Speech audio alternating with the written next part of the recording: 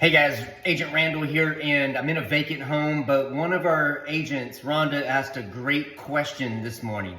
What do I do if I'm working with a renter and the home they want to lease is not offering compensation, or it's offering very little compensation that's less than what I normally would work for?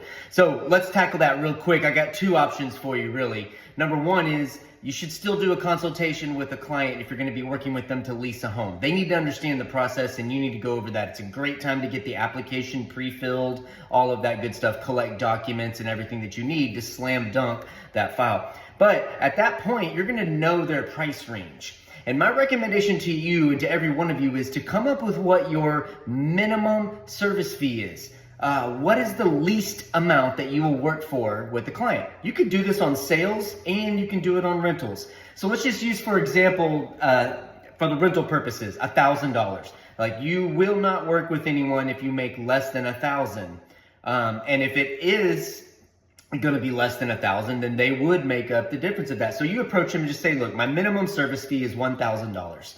You know in your mind that if you're getting compensated 50% of 1 month's rent, that rent needs to be $2,000 or higher to hit that mark. So if they're looking at a price range of, say, $1,500, well, then at that point, you know that they're going to probably be responsible for a little bit more. So go up to them and just say, look, my service fee is $1,000 minimum on this. And you can set a max, whatever you do. But so, and then have that conversation, say, I'm going to first seek that from the listing broker of any property that you lease. But in the event they're offering less than $1,000, you could be responsible for the difference.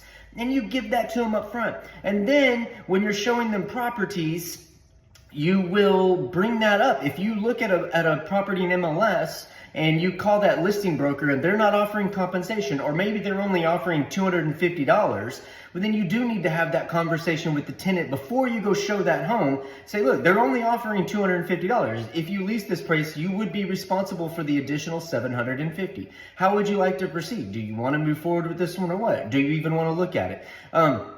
Have that conversation up front with people so it's not a shock. But if you're having a consultation with them and you're explaining this to them, they know. They'll know what to expect. So that's up to you. What your minimum is could be whatever. Okay, listen. If you're looking in the 1,500, then just say, look, my minimum is going to be $750, and you do a representation agreement, and you know, you can put whatever you need to put in there, however you need to work that. But that's the mindset I want you to have. Have that conversation with people, because look, what's going to end up happening if nobody's getting compensated on rentals?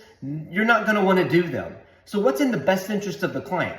Is it the best interest of the client to just say, no, I'm not doing that, you're on your own? Or is it the best interest of the client to say, hey, you might have to pay a little bit, but I'm going to give you this amazing representation and make sure that you're not getting screwed over by a landlord that's putting ridiculous things in there, or a listing broker that's just totally raking you over the coals. So I'm here to get you in a place and make sure you do it. Because let me tell you something.